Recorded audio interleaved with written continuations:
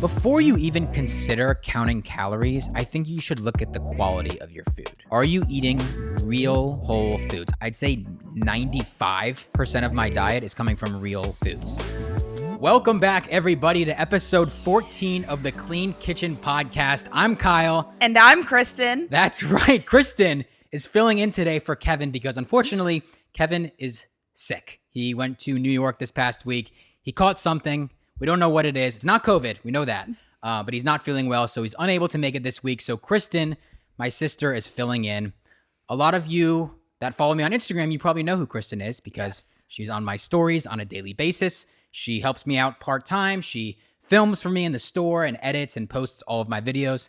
So thank you, Kristen, for filling in. Of course, I'm excited. Yeah, I appreciate it. So I asked you guys on my story last week on Instagram questions you wanted me to cover on this week's episode of the Clean Kitchen Podcast. So we have about 10 questions planned, and Kristen is going to be asking these questions to me. So what's the first one, Kristen? All right, you ready? I'm ready. What is the best type of protein powder to use? Great question. This is one of the very popular questions I get on Instagram.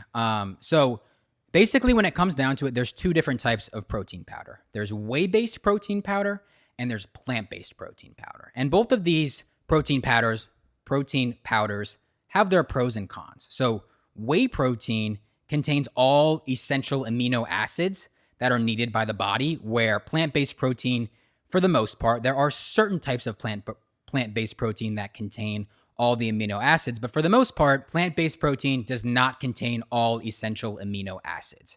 Whey protein is also absorbed better by the body. It's more bioavailable as opposed to plant-based protein, which is not as well absorbed by the body. Additionally, whey protein is digested quicker, so it's really good to have post-workout, post-exercise, and it contains more of something called branched-chain amino acids, or BCAAs. You may have seen this term before on the front of packages, and this is just very helpful for building and repairing muscle. And then whey-based protein is also rich in a variety of different nutrients, where plant-based protein may be lacking a little bit in terms of that. How often do you consume protein powder? That's a great question, Kristen. So I consume protein powder on a daily basis. Okay, wow. I say normally most of the time it's right after a workout. So I finish my workout now that I live in an apartment complex that has a gym in it. After I have my workout downstairs, I head upstairs and I have my workout or my protein powder. That is nice. Yes. And just another quick note on plant-based protein powder. It's not necessarily worse. I know some people that are vegan or vegetarian that want to have a plant-based protein powder, and they're not necessarily bad. But like I said, they tend to not be as well absorbed compared to whey protein powder. And a lot of people don't like the taste and texture of plant-based protein. It's a little, I guess, grainier texture. So that's another reason why people prefer whey-based protein powder. I prefer whey-based protein powder. I'll leave a link to all of my favorite protein powders down below, but the one I have on a daily basis is Flavcity. I know you like that one too. Yeah, Flavcity's my first ever protein that's the powder first I've ever had. You ever had? Yeah. You never tried another one before? No. But you like the taste of it, right? I do. I love it. Yeah, that one's the best tasting protein powder in my opinion. And that one is made with undenatured whey protein, grass-fed undenatured whey protein. And undenatured basically just means that it's not as processed as other whey protein powder. And it retains a lot of the nutrients, and also it's easier to digest.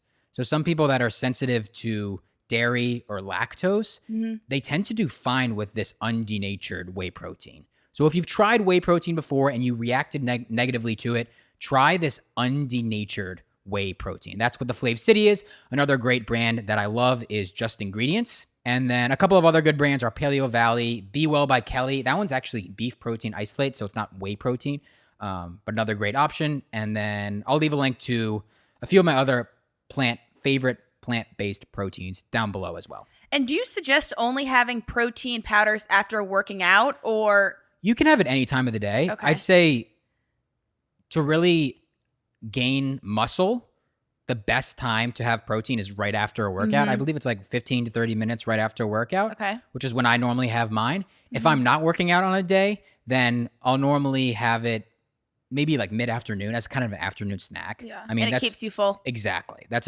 a good time to have protein, Mm-hmm. maybe between lunch and dinner if you're getting a little hungry in the mid-afternoon, but you want some good protein to fill you up. You can also have it as a meal replacement. You can have it as a real meal replacement. Yes. Good point there.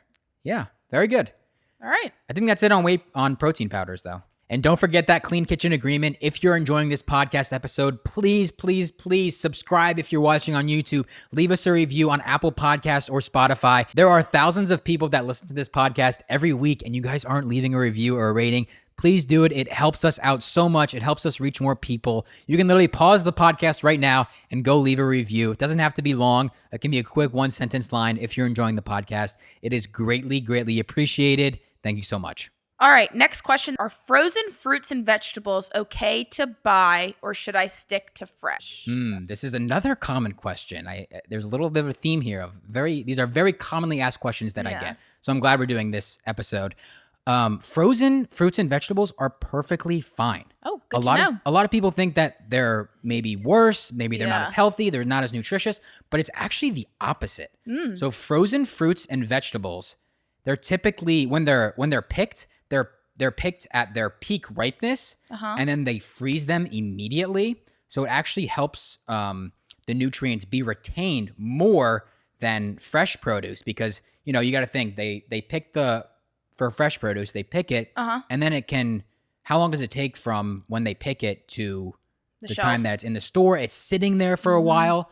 So the nutrients actually go down the longer the fruit or vegetables picked. So frozen fruits and vegetables are fantastic. Not only can they contain more nutrients, but they're more convenient. A lot of the times they're pre-washed and pre-cut. Longer shelf life, obviously, because they're frozen, and they're even cheaper. So don't be scared of those frozen fruits and vegetables. And what about cooking them? Like, you know how it's like some of them are like, oh, you just put it in the microwave for 30 seconds in the bag. Do you suggest that, or do you suggest putting it in, cooking it a different way?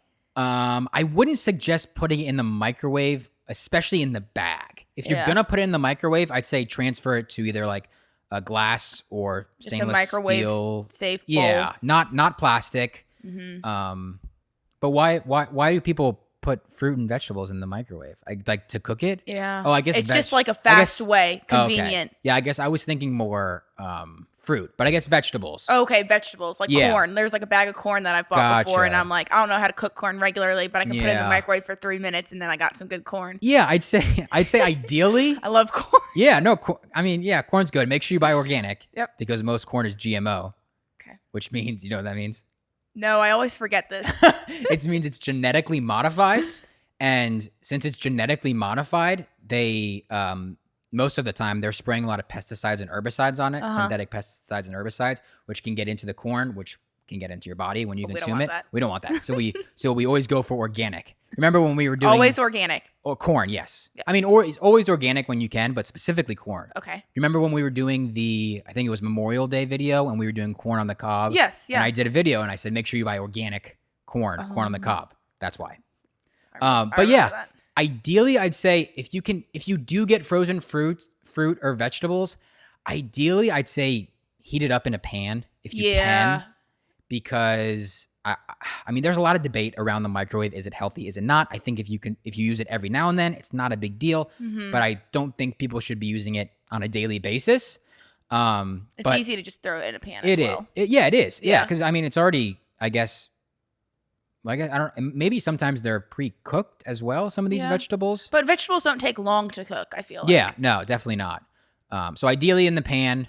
If you're gonna use the microwave, put it in a glass Tupperware, not plastic, and that's a whole other topic, the plastic debate. But you definitely don't want to be heating up plastic.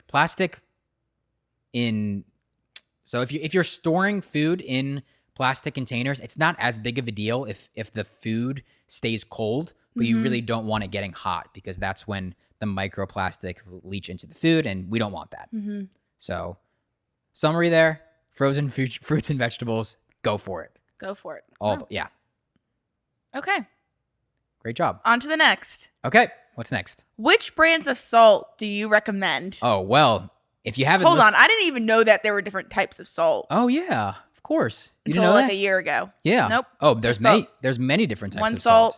salt. No, many different types of salt. So if you haven't listened to, I think it was 2 episodes, me and Kevin and I did a full podcast episode all about salt. We talked about the differences between salt. We talked about why, a lot of people are scared that you should be consuming less salt because of high blood pressure and all of these myths around salt. We broke down a lot of them. So definitely go and listen to that if you haven't already.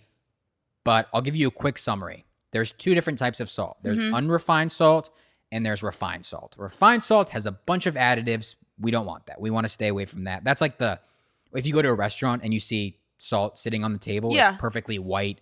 Yeah. That's refined salt. So unrefined salt is actually normally a different color. So like Redmonds real salt is one of my favorite ones. That's the one I use. That's the one you use. Yep. There you go. From Thrive Market, right? You get it Correct. from Thrive. Yeah. It's like, if you notice, it's got like a little like pink hint to it. Yeah. And like each grain, is it grains? Yeah. Salt? Yeah, grain. It's like different sizes. Right. They're not all perfect. Exactly. So that's unrefined salt. And that's what we want. We want unrefined salt because unrefined salt contains these trace minerals that are fantastic for our body. Our bodies need these trace minerals. But my 3 favorite brands of unrefined salt are Redmonds Real Salt. That's the one I use. That's the one Kristen uses. Celtic Sea Salt, and then pink Himalayan salt as well. Those are my 3 favorite. Okay. Next question. How can I increase my deep sleep when I can't be outside when the sun rises? Great question. Because someone probably asked this because I just posted on my Instagram story the other day about me getting morning sunlight. And I said, did you know that, morning sunlight, first thing in the morning, can actually help improve your sleep because it helps set your circadian rhythm, which is your internal clock. So I assume that's why this person asked this. But yes, there are many, many ways to improve your sleep besides just getting morning sunlight. Good. So again, I hate to just reference different things here, but if you haven't listened to, I believe it was the 2nd episode of the Clean Kitchen podcast, Kevin and I went in depth on sleep tips, sleep hygiene, all of that. But I'll give you some quick points here about how to improve your sleep, or in this case, this person is specifically asking about deep sleep. So a few tips I have. Morning sunlight upon waking, if you can do that within the first, ideally 15 to 30 minutes would be fantastic. Of waking up? Of waking up. And how long? If it's a sunny day, 10 minutes gets the job done.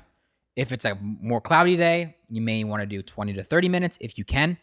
I'm very fortunate where the new apartment that I just moved into, the balcony gets morning sunlight from the time the sun rises, which is around 7 o'clock, until around noon. So I'm out there for 3 or 4 hours every single morning. Wow. I love it. It is fantastic. I love working out there. But yeah, 10 minutes, that's really all you need. Okay. If you are waking up and the sun's not out yet, so if you're waking up before 7 o'clock, 5, 6 o'clock, try to turn on as many lights as you possibly can. It's not the same as the light from the sun, but it'll at least wake you up a little bit. And then when the sun does come up, then go outside for about 10 minutes and get some sunlight into your eyes. So that's the first thing. Next, another tip to improve sleep is cold exposure. So this is something I also practice on a daily basis. When I'm taking a shower, the last 1 to 2 minutes, I turn it all the way cold. Some people like to do ice baths or anything like that. Have you ever tried anything like this or no? I've turned my shower cold. And? It's cold. It's cold. I don't like cold. Yeah. I don't like being It's uncomfortable. Cold. It is. But it's a good uncomfortable. Yeah. It's a good stress. Like when you do that, your body, you're like, the inside of your body basically is like in a stress state, but it's a good stress. It's like exercise. Exercise, your body's technically in a stressed state, but it's a good stress. Oh yeah, when I run. Yeah, like when you run. Yeah. Yeah. So cold exposure, if you can do that for even 1 to 2 minutes a day is fantastic. If you can exercise in the morning, that's great. Watching the sunset also improves going back to improving your circadian rhythm, your internal clock. Watch the sun rise, watch the sun set. That's fantastic. Minimizing blue light in the evening. You know, I have my blue light blocking glasses. Oh yeah, we all know that. Which I'm not gonna go get them right now. But I put those on every single night after the sun goes down, to stop blue light from going into my eyes, which can disrupt your sleep. It can disrupt the production of melatonin, which disrupts your sleep. So minimize blue light at night. Turn off all the lights if you can. A couple other tips I have are just keeping your room cold at night. Between 60 and 68 degrees is ideal. That's cold. Do you turn it cold? I do. What do you turn it Like to? 68. Okay. But then fan on full blast. That's great. I like being cold at night. Exactly. You I sleep sleep better. so much better. You can't sleep when it's hot. No, you can't. It's so you move hard. around way too much. Exactly. And the reason is because your body actually needs to drop a few degrees in Fahrenheit to actually fall asleep and stay asleep. So 60 to 68 degrees is ideal. Don't eat too close to bedtime. That can disrupt your sleep. Don't drink alcohol before bed. That can disrupt your sleep. And then avoid caffeine 8 to 10 hours before bed. That can also disrupt your sleep because caffeine stays in your body for a very long time. Okay. Alrighty. Next question. What's your cheat meal? Everyone wants to know what Kyle's cheat meal is.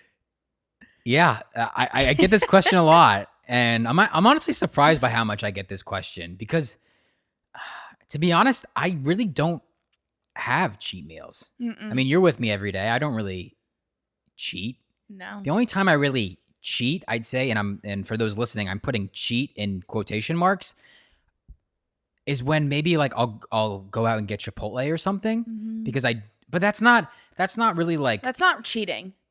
Yeah, I guess that's not cheating, and cheating is like eating pizza, ice cream, yeah, cake. I'd say around the holidays. Yeah, maybe you do like if mom was to make carrot cake, but she still makes it healthier, yeah, that's but true. I guess it's using just coconut sugar and a good flour. Yeah, maybe someone's birthday if we had birthday cake or something. Yeah, I normally don't even eat that though. It's really, I'd say the only time I cheat is like you said, like maybe Thanksgiving or Christmas, and I'll have some dessert or something. But I don't know, like I'm just not a big fan of cheat meals in general. Like the foods, and they don't even appeal to you, I feel like. Exactly, and that's what I was gonna say. Like the foods I eat on a daily basis are so nutritious. They're so delicious in my opinion. Like I enjoy them. They fill me up. They satiate me. They make me feel good. They make my digestion good. They make my energy good. They make my sleep good. It's like, I don't even want, like, why would I want to cheat? Why would I want to eat something that's not healthy for me? Maybe that, has all these artificial ingredients in it. It's going to give me, so like when we consume all this processed food garbage that I talk about on a daily basis, it literally sends a signal to your brain, like you're getting a dopamine hit. Same thing, like if you're scrolling through social media, like you get a dopamine hit. Why would I want that quick 10-second dopamine hit and then I'm gonna feel bad afterwards? My stomach might hurt. I might not sleep well. I'll have a headache. I'll be tired after. So like, I just don't. I don't see the need.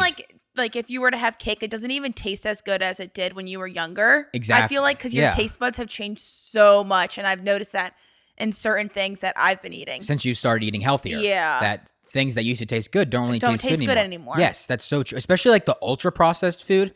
Like I'll eat, like Doritos or something like that. And I'll be like, this doesn't even taste good. Yeah. Like it tastes so fake. Yeah. And that's so true. Your taste buds change. Once you start eating healthy, once you start eating real whole foods, your taste buds change.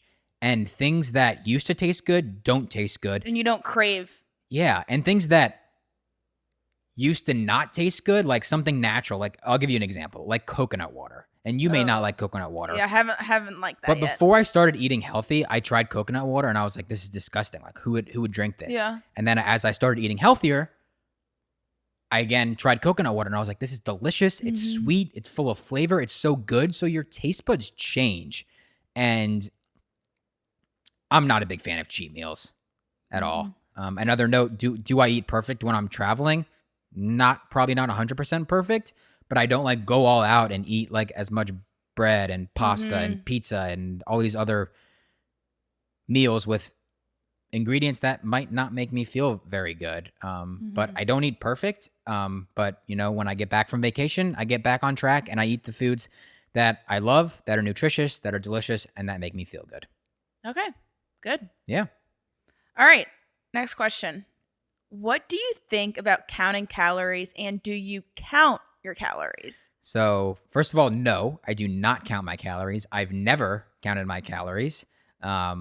I've never really had a problem with weight. I've actually always been like skinnier than anything else. I've never really been overweight or anything like that. So I've never even really thought to count my calories. But before you even consider counting calories, I think you should look at the quality of your food. Are you eating real whole foods? I eat like even listen, I talk about all of these healthier processed food alternatives like, chips and cookies and crackers and protein bars and all of this other stuff that are much better than 90% of the stuff at the grocery store. But when it comes down to it, a majority of your diet should be coming from real whole foods. I'd say 95, maybe even more % of my diet is coming from real foods. Beef, fruit, or I guess beef and fruit. But animal protein, fruits and vegetables. That's really what I mean when I say real whole foods. Yes, you can consume things like rice and quinoa and oats and things like that. There's a lot of controversy and debate around those areas. But I think for the most part, if we're consuming high quality animal protein, fruits and vegetables, there's no need to count your calories. And a lot of people that do count calories, they're on this standard American diet where they're eating this processed food. And then they're like, oh, I want to lose weight, so I'm going to consume less of it. But they're still consuming the same junk that, first of all, doesn't have any vitamins or minerals. So we're depleting our body of so much. And it's just not a good thing we do. There's again, I keep saying this, but there's a lot of controversy around counting calories. I'm not a fan of it. I think there are many other things you should do before you even consider counting calories, like prioritizing real whole foods. And also, when you start eating real foods, you're going to notice you don't crave all of the processed junk anymore. Like, I listen to my body. I don't eat the same amount of food every single day. If I'm more hungry one day, I'll eat more food. If I'm not as hungry one day, I'll eat less food. Like, listen to your body. What is your body telling you? And that's something you'll be able to, that's like, I'd say it's almost like a skill that you'll develop over time once you start eating real foods. Your body will tell you when it's time to eat a certain food and when it's not. So overall, I'm not a fan of counting calories. Okay. Next question. I recently got diagnosed with ulcerative colitis, but my doctor says diet doesn't matter. What should I do? Yeah, ulcerative colitis. So this is very similar to what I was diagnosed with in 2018, which is Crohn's disease. Crohn's disease and ulcerative colitis are very similar. They're both disease of the digestive tract. There's inflammation in your digestive tract somewhere, and it can cause a whole bunch of symptoms. So I remember, just to start off, when I was first diagnosed, I tried a bunch of different medicines and different things. Nothing really helped. Maybe I saw some short-term improvement, but overall, things were actually getting worse. And I remember when I went into my doctor, my GI doctor, and I said, I had been doing a bunch of research on food as medicine, using food to help repair your digestive tract. And I went in there and I said, could food have anything to do with this? Like, does it matter? And at this point, I was doing enough research. I knew that food mattered, but I wanted to see what she was going to say. So I said, could food, like, could that play a role in any of this? Like, could this help? Could this have been what caused this? Could this help me get better? And she goes, oh, no. Food, nutrition, or no, food, that doesn't matter. It plays no role. And I'm sitting there like, my digestive tract is inflamed. How do I eat food?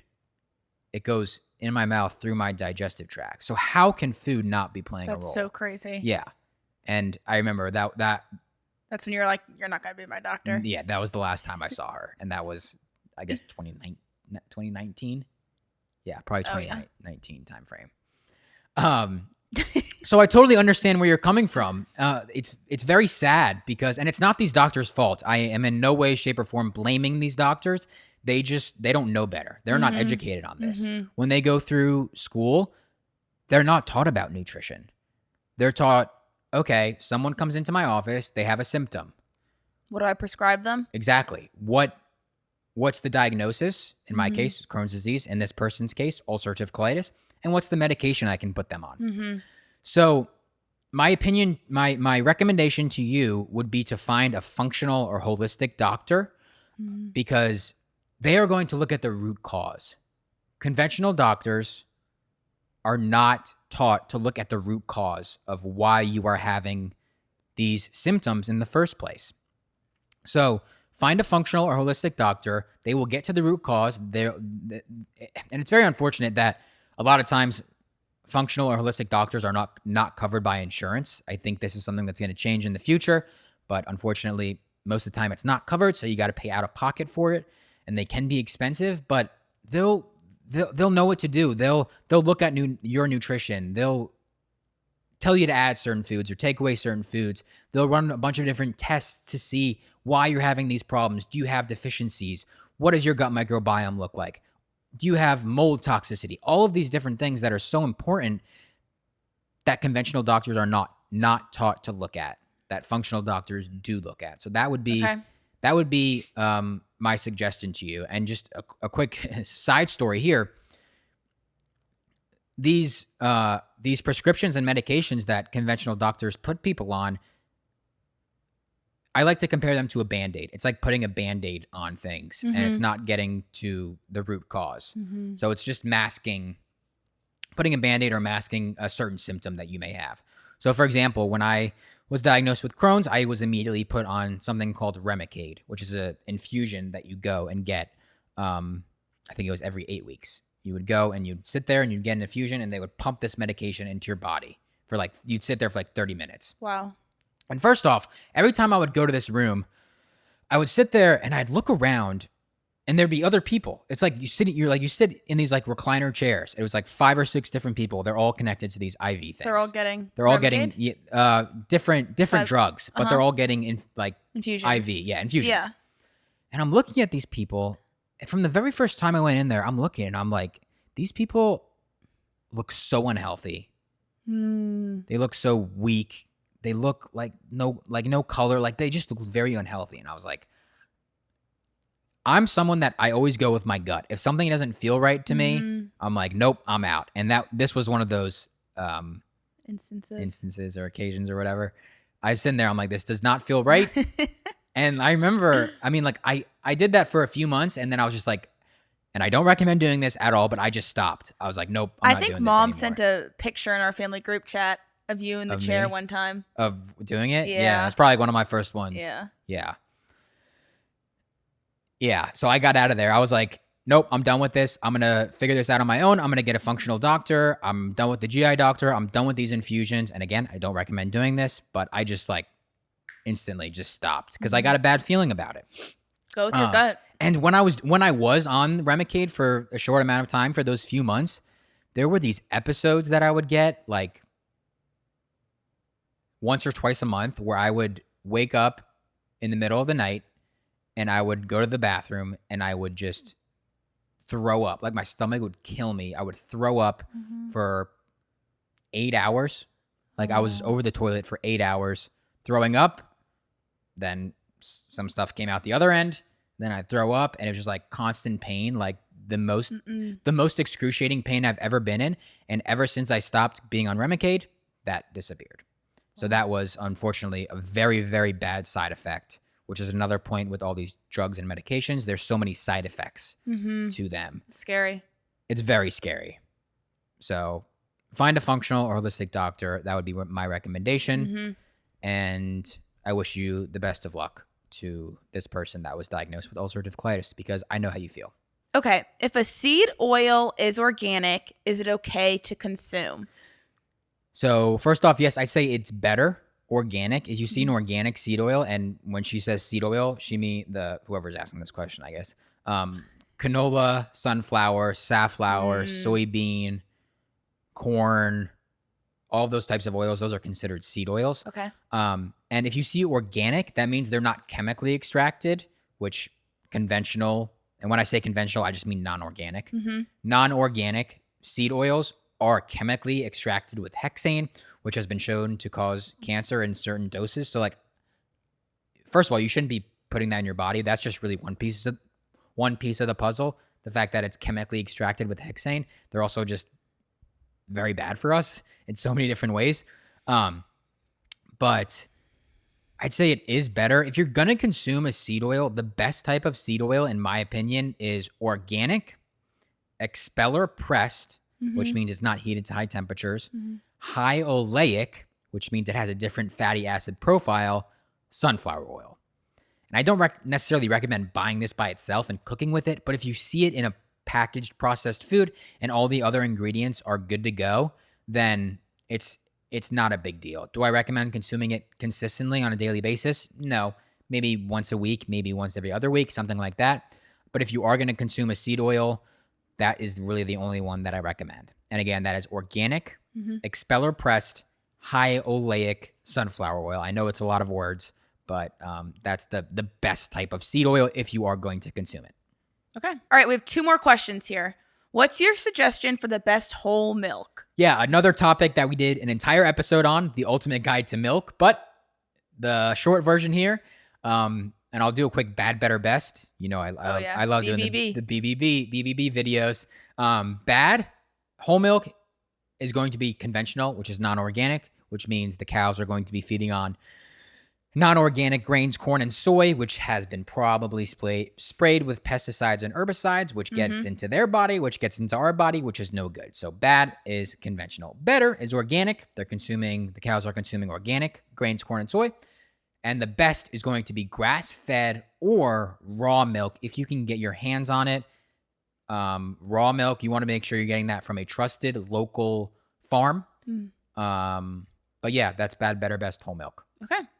And then pro tip, if you are sensitive to dairy, but you want to try a different type of dairy, try A2 milk. This is an entirely different type of cow, A2 milk. And it's much better tolerated by people. Oh, okay. Yeah. Good to know. All right. Last question. Okay. What is the best almond milk and where do you find it? Another milk question. Yeah. Good. So my 3 favorite almond milk or just plant-based milk brands in general are going to be Malk, 3 Trees, and Elmhurst. Okay. And where can you find them? I mean, they're at many stores. You can go to their websites and you can see a store locator to see which stores they're at near you. But like I know for a fact, Sprouts, Whole Foods, Wegmans. What am I missing? Fresh Market, maybe. Fresh Market. Yep, there's a few there. What other big stores? Not at Target, not at Walmart, not at Costco. Maybe like Harris Teeter. Yeah, if you have a Harris Teeter near you, I think Malk and Publix, 3 Trees maybe there. Publix might have a few of these. Yeah. So those are the 3 best brands. The thing with plant-based milk, and I'm not going to hate on it because I think it's a great alternative for people that have dairy sensitivities, but when you compare the nutritional profile, and we just posted a quick clip about this. Remember, we just posted a clip about this on the Clean Kitchen Podcast Instagram account. If you haven't checked that out, go follow that account. We're posting short clips from all of these podcasts that we do that are very beneficial. So Clean Kitchen Podcast, I'll leave that in the description as well. But the nutritional profile of dairy milk, and that just means like milk from a cow. It can be from a goat or lamb. I don't know if lamb produce milk. Camels. You won't find that at the store. But dairy milk compared to plant-based milk, it's night and day. There is so much nutrition in dairy milk, and there's so little nutrition in plant-based milk. I feel like people would think the opposite. Yeah, I guess so. But the thing with plant-based milk is most of it's just water. It's just like, almond milk. It's like a few almonds. It's like water. A few almonds. It's just mostly water. Yeah. So. Do you like almond milk? I don't really consume. No. No, I don't consume really almond milk. The only plant-based milk I consume is Kiki milk, which has a bunch of different nuts and seeds in it. It's way more nutritious. It actually tastes good. I feel like they got good chocolate milk. They do have good chocolate milk. They also have a macadamia nut milk, which macadamia nuts are fantastic. That's really the only nut milk I consume. If you get like a almond, oat, or cashew milk from the store, I just feel like it has no flavor. If you want to put it in your coffee, that's great. People get like coffee with oat milk or almond milk. Yeah, exactly. Just a splash. Exactly. And that's great. I mean, as long as there's no added vegetable oils or sugar or gums and emulsifiers, I think that's great. I'm by no means hating on plant-based milk, but in terms of a nutritional profile, the nutritional profile of dairy milk is so much better than plant-based milk. And go listen to that milk episode if you haven't yet, and we go into detail about why that is. But yeah. All right. Are those all the questions? Those are all the questions. Okay. But there were a lot more. There were a lot more that we'll get to in the future. Yeah, and please let me know. Leave a review if you enjoyed this Q&A episode.